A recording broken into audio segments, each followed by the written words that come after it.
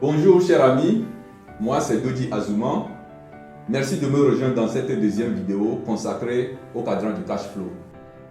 Le cadran du cash flow, comme je l'ai dit précédemment, c'est le titre d'un livre écrit par le célèbre écrivain américain Robert Kiyosaki, qui est également l'auteur de plusieurs best-sellers, dont le livre Père riche, Père pauvre, qui est qualifié du meilleur livre entrepreneurial au monde.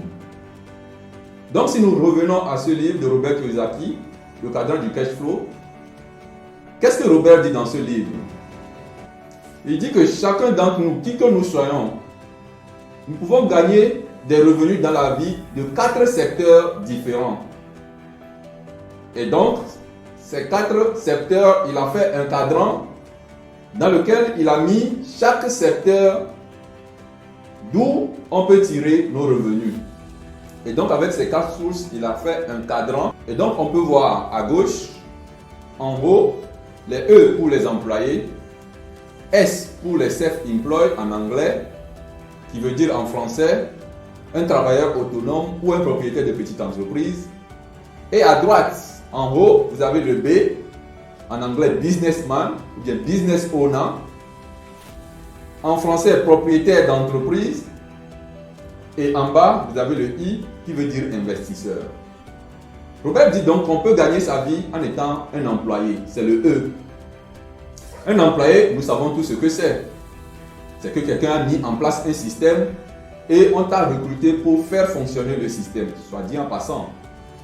Si tu meurs aujourd'hui, on trouvera une autre personne pour te remplacer demain. Ce qui caractérise également l'employé, c'est son salaire. Il a signé un contrat avec son employeur. Il peut être payé par jour, par semaine ou par mois.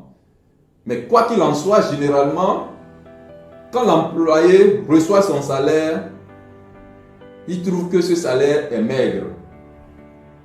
Et tous ses rêves sont bloqués dans son salaire. Robert dit que quand tu es employé, et c'est ce que nous constatons, c'est que tu es dans la précarité. Comment?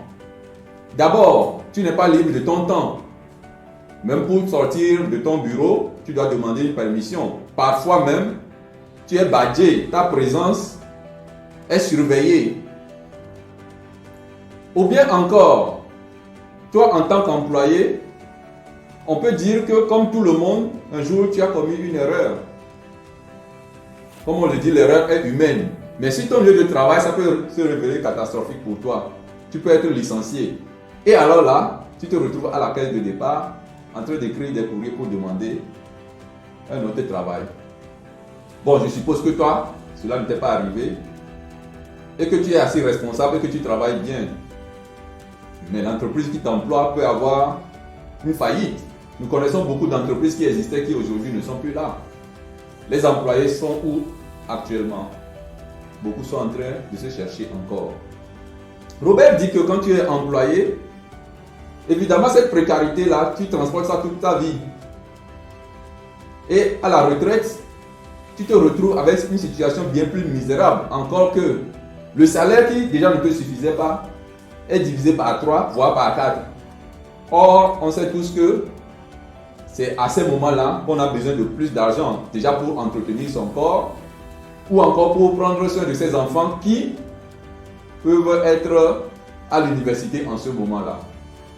Donc Robert dit, si aujourd'hui tu es employé, c'est bon. Mais il ne faut pas mourir en étant seulement un employé.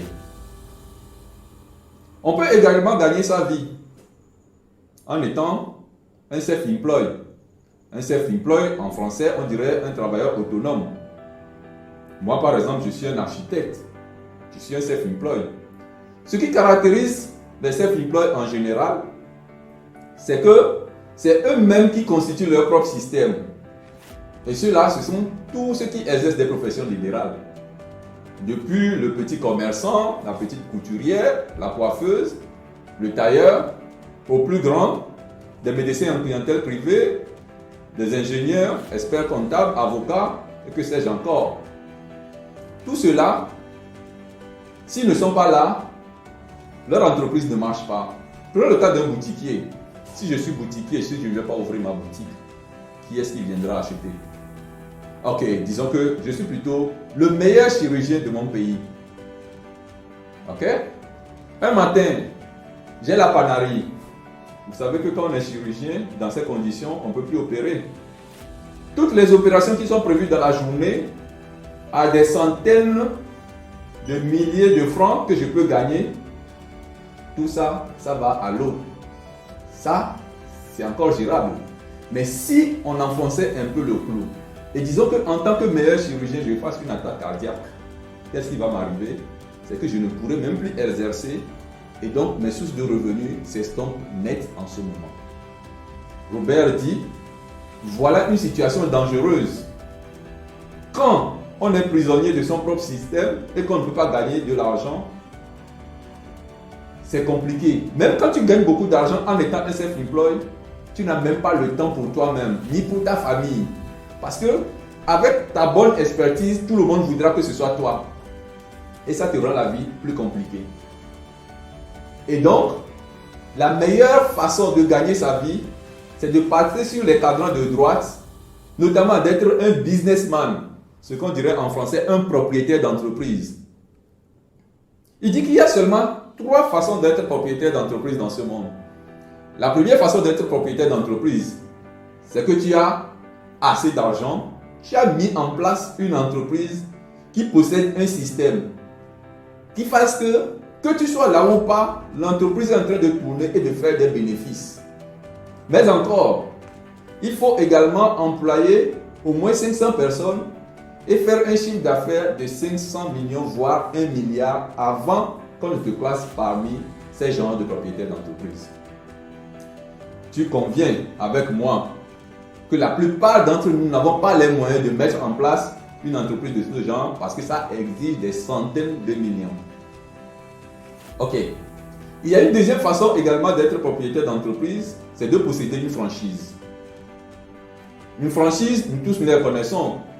C'est genre Coca-Cola, Western Union, MoneyGram, McDonald's. Quelqu'un a déjà mis en place une entreprise avec un système, un standard qui fonctionne. Toi, tu es allé acheter la licence, on est venu implanter ça dans ta localité et tu fais tourner. Donc, tu n'as pas besoin d'être là avant que ça ne fonctionne. Le propriétaire de Coca-Cola dans ton pays n'a pas besoin d'être là avant que toi tu n'achètes ton Coca-Cola ou bien qu'on ne fabrique Coca-Cola. Mais également, si je m'arrête seulement sur l'exemple de Coca-Cola, si je suppose que dans mon pays il n'y a pas Coca-Cola et que je m'amuse aujourd'hui à dire que je vais prendre la licence de Coca-Cola, tu peux voir combien de centaines de millions je dois dépenser pour avoir cette licence-là. Ça veut dire que la plupart d'entre nous ne pouvons pas nous permettre d'avoir une franchise. Heureusement, Dieu n'oublie pas ses enfants, dit-on. Il y a une troisième façon d'être propriétaire d'entreprise, c'est ce qu'on appelle le MLM, le Multi-Level Marketing en anglais. Et en français, on parlerait de marketing de réseau, de marketing relationnel ou encore de vente directe. Il s'agit simplement de mettre en place un réseau de consommateurs. Et là, tu travailles avec des gens qui ne sont pas tes employés ni tes patrons. Tu n'as pas de magasin à gérer, tu n'as pas de taxes d'impôts à payer. Et la bonne nouvelle, c'est qu'avec un peu d'investissement seulement, tu peux démarrer ton entreprise de marketing de réseau. Et donc, on constate donc que quand tu es propriétaire d'entreprise, c'est les gens qui travaillent pour toi. Les gens peuvent tomber malades. Ce qui nous amène à la dernière façon de gagner de l'argent, c'est d'être un investisseur. Un investisseur, c'est que tu as déjà beaucoup d'argent et que tu as acheté des actions, des obligations, ou bien tu as fait des investissements dans l'immobilier. Et tu n'as pas besoin d'être là avant que les investissements ne produisent des bénéfices. Et ça, c'est la meilleure façon de gagner de l'argent. Robert conclut le livre en disant que lorsqu'on est un employé ou bien un self-employed, c'est qu'on gagne ce qu'on appelle des revenus actifs. C'est-à-dire des revenus qui ont besoin de notre présence, de notre énergie avant de tomber dans notre poche. Par contre, lorsqu'on est propriétaire d'entreprise et investisseur, on gagne ce qu'on appelle des revenus passifs. C'est-à-dire que nous soyons là ou pas, l'argent est en train de tomber dans notre poche. Cela vient être appuyé par ce que ce milliardaire américain Warren Buffett a dit. Si tu ne gagnes pas de l'argent pendant que tu dors, c'est que tu es obligé de travailler dur toute ta vie. Pour pouvoir changer, pour nous, il s'agit aujourd'hui de mieux savoir ce que c'est que le MLM, le marketing de réseau, et de prendre des actions pour quitter cette situation, ce pétrin dans lequel nous nous trouvons. Et la prochaine vidéo, qui sera la troisième, sera consacrée à nous expliquer un peu plus le concept du marketing relationnel et à te permettre aussi de prendre des actions pour changer ton avenir. Merci pour ton attention.